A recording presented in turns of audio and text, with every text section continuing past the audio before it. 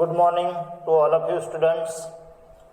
सो आज हमें देखना है मॉडर्न पीरियोडिक टेबल के बारे में। जैसे कि लास्ट वीडियो में आप लोगों ने जो वीडियो देखा होगा उसमें हमने मेंडेलीव पीरियोडिक टेबल और मॉडर्न पीरियोडिक टेबल इसका जो है स्लाइटली डिफरेंस देखा। आज हमें वही पॉइंट को आगे लेके जाना है, that is the modern periodic table. Please subscribe the channel, that is the Rahul Tantrapade advance science tutorial and get all video. आप लोगों को पता होना चाहिए कि जैसे एटॉमिक नंबर के बारे में, एटॉमिक मास नंबर के बारे में, इसकी जानकारी मैंने लास्ट वीडियो में दी हुई है। अभी हमें देखना है 4 blocks of the modern periodic table. Before the learning about the 4 blocks हमें देखना होगा पहले इंट्रोडक्शंस, दैट इज द किसका इंट्रोडक्शंस, वो इलेक्ट्रॉनिक कॉन्फ़िगरेशंस के बारे में। First of all you have to know about the what is mean by electronic configuration. हम किसे बोलते हैं electronic configuration. You know electronic configuration is nothing but the specific arrangement of an electrons.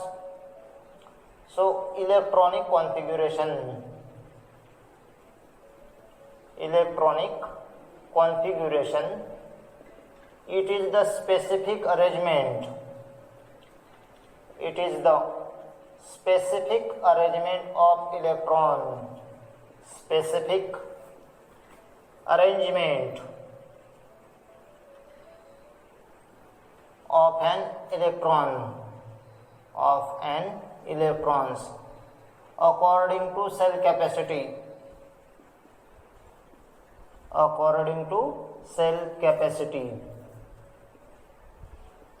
इसको बोलते हैं हम इलेक्ट्रॉनिक कॉन्फ़िगरेशन। इलेक्ट्रॉनिक कॉन्फ़िगरेशन जैसे अगर मैं लेता हूँ हाइड्रोजन, आप लोगों को पहले ही सेल के बारे में पता होगा, जैसे कि K, next one the L, next one the M, next one the N, these are the different cells. पहले यानी कि K सेल की कैपेसिटी 2 है, दूसरे की 8 है, ये है 18, इसकी है 32, बराबर है। हम किससे फाइंड आउट करते हैं ये कैपेसिटी? इसके लिए 2n² का फार्मूला है। 2n बोले तो K के लिए n = 1 है, क्योंकि वो नंबर 1 की सेल है। वैसे तो उसे हम प्रिंसिपल क्वांटम नंबर बोलते हैं, लेकिन फिर भी n = 1 अभी तक। 2 × 1 का स्क्वायर यानी कि 1 का स्क्वायर = 1। 2 × 1 K की कैपेसिटी हो गई 2। बाद में K के बाद L, इसको लिख सकते हैं हम n = 2। ऑब्वियसली 2 × फार्मूले के हिसाब से 2 का स्क्वायर, इसलिए 2 का स्क्वायर 4 और 4 2 जा 8 हो गया ये। L की कैपेसिटी 8 हो गई। बाद में M, दैट इज M के हिसाब से n = 3 रहेगा। n बोले तो यहाँ पे 2 × 3 का स्क्वायर 9 और मल्टीप्लाइड बाय 2 18 बन जाएगा। बाद में n, n के हिसाब से n = ये हो गया 4। 2 × 4 का स्क्वायर बन जाएगा 4 का स्क्वायर 16 2 जा 32। इस तरह से हम सेल कैपेसिटी निकाल सकते हैं। बाद में एलिमेंट्स का इलेक्ट्रॉनिक कॉन्फ़िगरेशन, अगर मैं हाइड्रोजन लेता हूँ, बराबर है, हाइड्रोजन अगर मैं लेता हूँ तो इसका इलेक्ट्रॉनिक कॉन्फ़िगरेशन क्या रहेगा?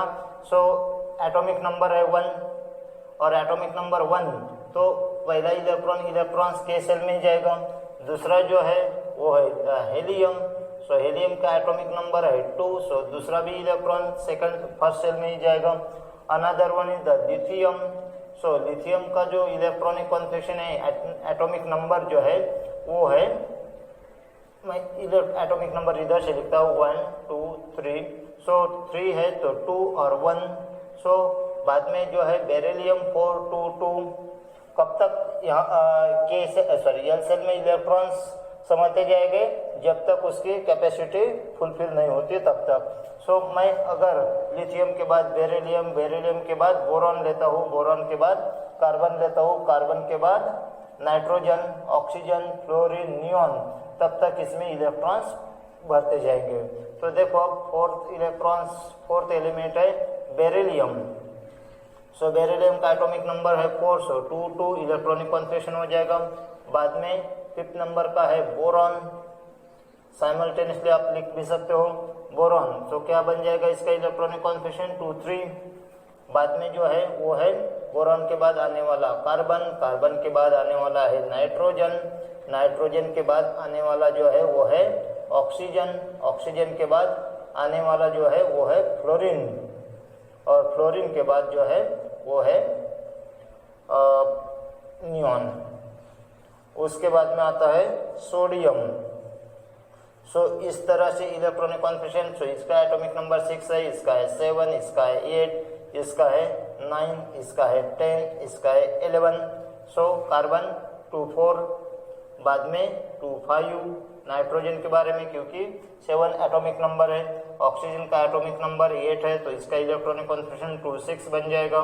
फ्लोरीन का इलेक्ट्रॉनिक कॉन्फिगरेशन 2, 7 बन जाएगा, नियॉन का 2, 8 बन जाएगा, और इसका जो है वो है 2, 8, 1।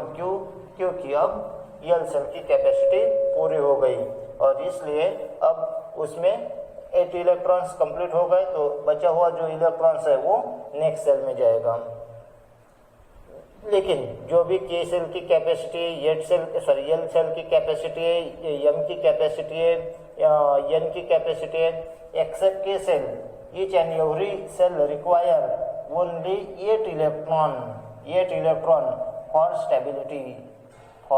स्टेबिलिटी। ये आपको लोगों को समझ में आना चाहिए। स्टेबिलिटी बोले तो यानी कि 8 इसकी कैपेसिटी है, एम की 18 कैपेसिटी है, एन की 32 है, लेकिन कैपेसिटी यानी कि इलेक्ट्रॉन इतने इसमें समा सकते हैं, लेकिन 8 इलेक्ट्रॉन अगर उसमें आते हैं तो वो जो सेल है वो स्टेबल हो सकती है। सो ये आप लोगों को समझ में आना चाहिए। So this is the arrangement called as electronic configuration. इसको क्या बोलते हैं हम? Electronic configuration. ये इस इलेक्ट्रॉनिक कॉन्फ़िगरेशन के बेसिस पे हमें अब मॉडर्न पीरियोडिक टेबल देखना है। सो ये हो गया यानी कि इलेक्ट्रॉनिक कॉन्फ़िगरेशन के बारे में। साइमल्टेनियसली हमें अगर 4 ब्लॉक्स देखना है तो 4 ब्लॉक्स के बारे में हमें वो देखना होगा। उसके यानी कि SPDF that is subshell. Subshell यानी क्या है? सो इसको मान लेते हैं जैसे कि ये हो गई एक से यानी कि ये हो गई पर्टिकुलरली सेल, ये हो गई दूसरे सेल, ये नेक्स्ट थर्ड सेल, ये होगी 4th सेल। तो इसको बोलते हैं सेल और ऑर्बिट। इसको क्या बोलेंगे हम? सेल या ऑर्बिट। और इसमें जो यानी कि अगर हम क्वांटम मैकेनिक्स के बारे में देखते हैं तो उसको बोलते हैं प्रिंसिपल क्वांटम नंबर। वैसे अगर देखा जाए तो 4 टाइप के क्वांटम नंबर रहते हैं। One is called as the principal quantum number, second one is called as the azimuthal quantum number, next one is the magnetic quantum number, और लास्ट जो है वो है स्पिन क्वांटम नंबर। ये electron की position और इलेक्ट्रॉन्स के arrangement के लिए क्वांटम नंबर यानी कि क्वांटम मैकेनिक्स केमिस्ट्री का पार्ट है। सो हमें जब इलेक्ट्रॉनिक कॉन्फिगरेशन देखना है तो electronic configuration up to 10th level तक सिर्फ KLMN के बेसिस पे है। लेकिन अगर हमें ब्लॉक्स अगर देखने हैं तो हमें सिर्फ KLMN के बेसिस पे वो ब्लॉक्स नहीं यानी कि समझे जा सकते। उसके लिए हमें देखना होगा वो है concept that is the orbitals. Orbit और ऑर्बिटल में क्या फर्क है? सो ऑर्बिट यानी कि मीन्स जिसको बोलते हैं हम shell, the electrons present in a particular shell, it is the orbit. That is electron revolve around the nucleus, it is called as shell, it is called as orbit. लेकिन जो orbital का जो phenomena है, orbital का phenomena ये different है। Orbital का phenomena कैसा है? सो it is the 3 dimensional structure. जैसे कि मान लीजिए पर्टिकुलरली एटम है और एटम के यानी कि सराउंडिंग में ये एटम है, इसका ये न्यूक्लियस है सेंटर पोजीशन में, और इसके सराउंडिंग में समझो कि ये ऑर्बिट है। तो ऑर्बिट एक्स एक्सिस में इलेक्ट्रॉन ऑर्बिट में घूमता रहेगा। सो इलेक्ट्रॉन में भी एक्स एक्सिस में रह सकता है, वाई में भी रह सकता है और जेड में भी रह सकता है। सो अगर इसकी हम 3 डायमेंशनल अरेंजमेंट कंसिडर करते हैं तो इसको बोलते हैं हम ऑर्बिटल्स। सो देखो ऑर्बिट और ऑर्बिटल में क्या फर्क है, तो मैं डेफिनेशन के साथ पहले एक्सप्लेन करता हूँ। ऑर्बिट और इसको ही बोलते हैं हम shell. So the electron revolve around a specific path. The electron revolve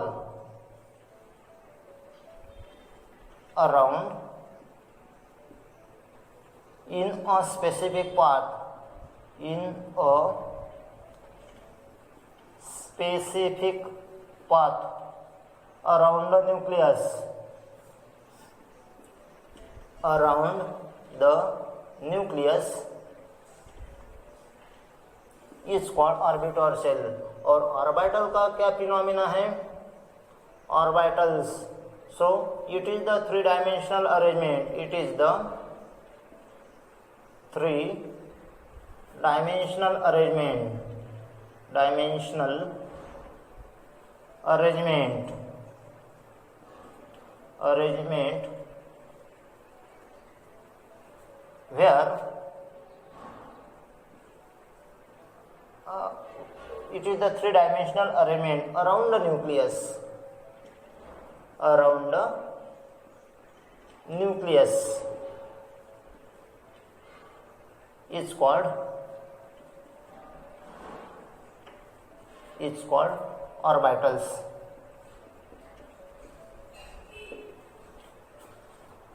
So it is the 3 dimensional arrangement around the nucleus, it is called as the orbitals, it is called as orbitals, इसको बोलते हैं हम orbitals. सो ये जो orbitals है ये 3 dimensional arrangement है। जो 3 डायमेंशनल अरेंजमेंट है इसको हम ऐसा भी बोल सकते हैं, it is the 3 dimensional arrangement around the nucleus where the probability of the finding of electron is called as orbitals.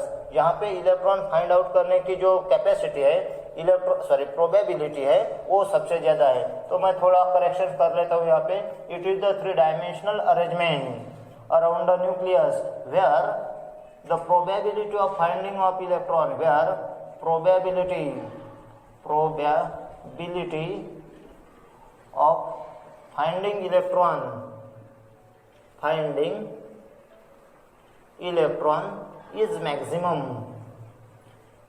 maximum is called as, it is called as orbital, इसको बोलते हैं हम ऑर्बिटल। सो ऑर्बिटल का जो phenomena है वो कैसा है, सो ऑर्बिटल का फिनोमिना ऑर्बिट से थोड़ा अलग है। So on the basis of orbital हम ब्लॉक्स के बारे में देख सकते हैं। एसपीडीएफ जो सबसेल बोलते हैं, तो उसको हम यानी कि ब्लॉक अगर देखना है तो हमें सबसेल देखना होगा। सो सबसेल के लिए या फिर ऑर्बिटल के लिए मैं अगेन दूसरा वीडियो बनाऊंगा, तो आपको ब्लॉक के बारे में समझ में आ जाएगा। So first of all in this video में हमको क्या देखना था, इलेक्ट्रॉनिक कॉन्फ़िगरेशन। तो इलेक्ट्रॉनिक कॉन्फ़िगरेशन तो हमने देखा, लेकिन अप टू 10th लेवल तक जो फिनोमिना है वो इलेक्ट्रॉनिक कॉन्फ़िगरेशन का KLMN तक सीमित है। लेकिन अगर हमें ब्लॉक समझ में आना है तो उसके लिए हमें क्या पता होना चाहिए, इसके सबसेल भी पता होने चाहिए, बराबर है। तो वो तो उसके लिए हम स्पेशल वीडियो में देखेंगे उसके बारे में, बराबर है। सो इलेक्ट्रॉनिक कॉन्फ़िगरेशन समझ में आया होगा। Electronic configuration is nothing but it is the specific arrangement of an electron और अकॉर्डिंग टू सेल कैपेसिटी, यानी कि अगर के सेल की कैपेसिटी 2 है तो इसमें 2 ही इलेक्ट्रॉन समा जाएंगे। अगर एल की 8 है तो उसमें 8 ही इलेक्ट्रॉन आएंगे। अगर एन की 18 है तो उसमें 18 ही आएंगे, और अगर एन की 32 है तो उसमें 32 इलेक्ट्रॉन्स आएंगे। लेकिन ये तो उसकी कैपेसिटी हो गई, लेकिन उसकी जो स्टेबिलिटी है कि सेल छोड़ के बाकी सभी सेल के लिए 8 इलेक्ट्रॉन्स उसके स्टेबिलिटी के लिए नेसेसरी है, बराबर है।